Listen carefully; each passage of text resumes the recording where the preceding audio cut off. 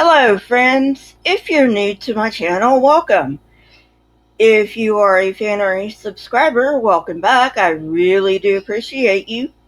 Today's topic is the emergence of Israel, and we will be talking about its organization.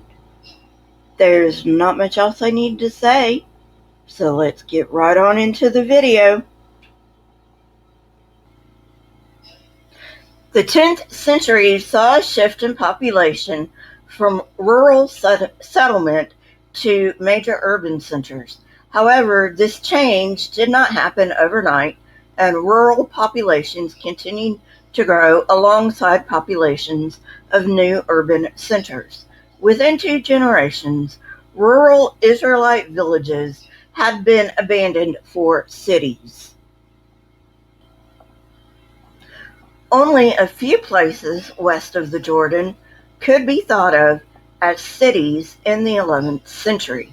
Of course, scholars don't agree on what constitutes a city. Neither city walls nor size is useful as criterion.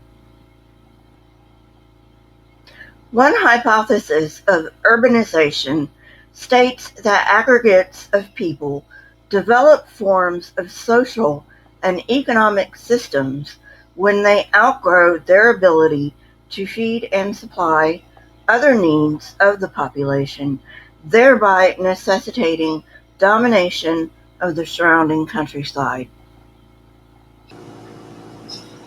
Although this model works well for Mesopotamia, it does not work for Palestine or southern Levant.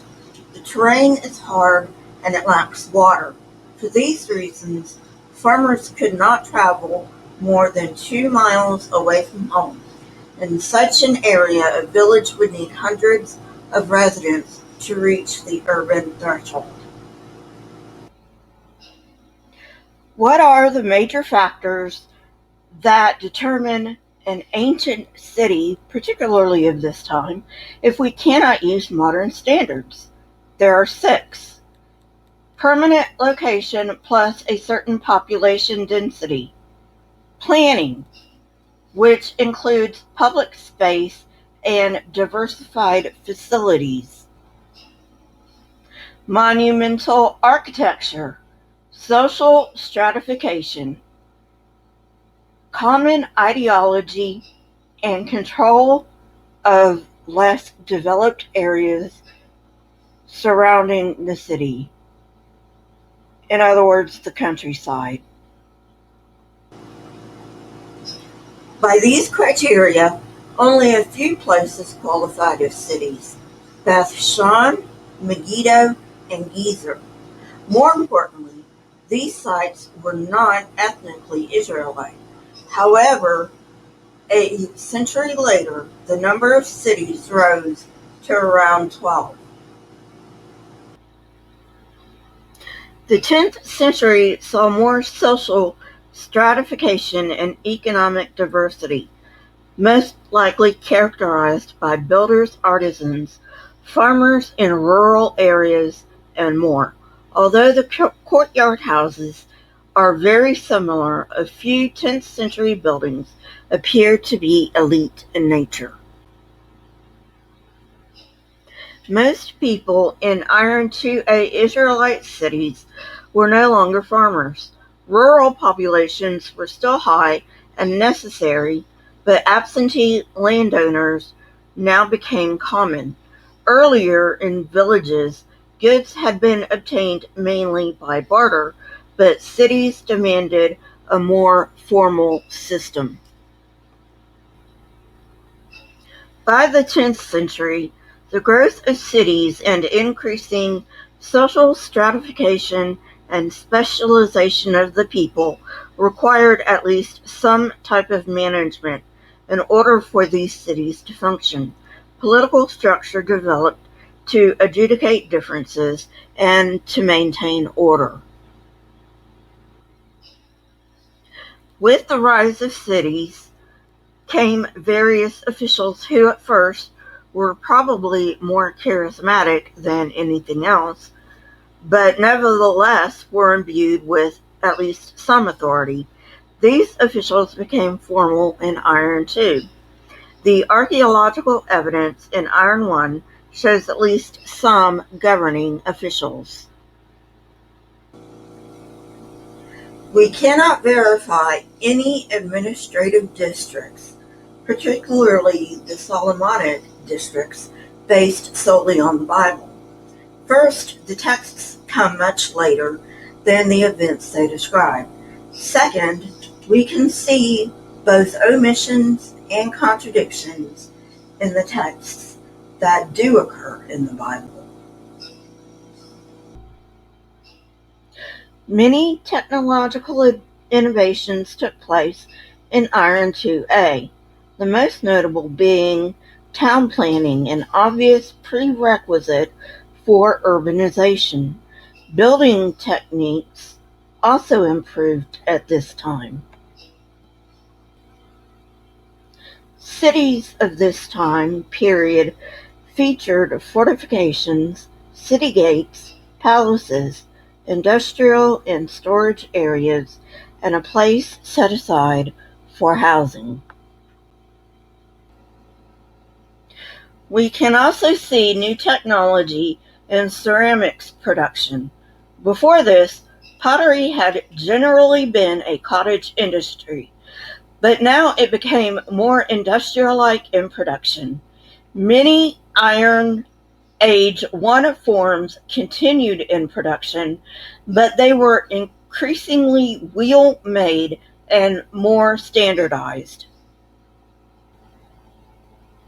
It is important to understand ceramic continuity and change in the 10th century because this is our best evidence for an Israelite state despite other forms of evidence such as burial customs and cult practices. One of the most characteristic changes indicative of the 10th century is the emerging north-south distinctions in pottery. These reveal regional differences as slower typological change in the South. The South preferred the older form of elongated, flat rims, while the North developed concave rims for cooking pots. Those who support the low chronology ignore this fact. Ceramic innovations of this time include use of hand burnishing over a red slip as opposed to the light unburnished red wash of Iron I. This technique is diagnostic for the 10th century and occurs both in the North and the South. Cypriot imports had nearly stopped at the end of the Late Bronze Age, but they resume in Iron IIA. Phoenician bichrome as well as Cypriot black on red 1 and 2 juglets start appearing in the North and South at this time. These imports continue in the 9th century and tell a story of not only cultural conformity and continuity, but also of a robust maritime trade that could only be supported by a state. Iron also becomes more common at this time. Although better than bronze for heavy tools and weapons, it is brittle and it also rusts. Nonetheless, use of iron skyrocketed during this time. Well, friends, that's it for today. I hope you enjoyed it. If you did, hit that like button, press the subscribe button, and if you want to know when I come out with new videos, hit the bell next to the subscribe button. My Twitter, Discord, email, and PayPal links are in the description, along with the source that I used for this episode. If you wish to support this channel, you may do so on my PayPal link. Best way to get hold of me is Twitter, next is email. Also, if you would, please leave comments in the comment section. Not only do I love hearing from you, I read each and every one of your comments, but it also helps to trigger the YouTube algorithm. Keep learning and searching for truth. Here are a few videos from my library. If you have not watched them yet, go ahead and watch them and tell me what you think. Until next time, friends, stay safe and goodbye.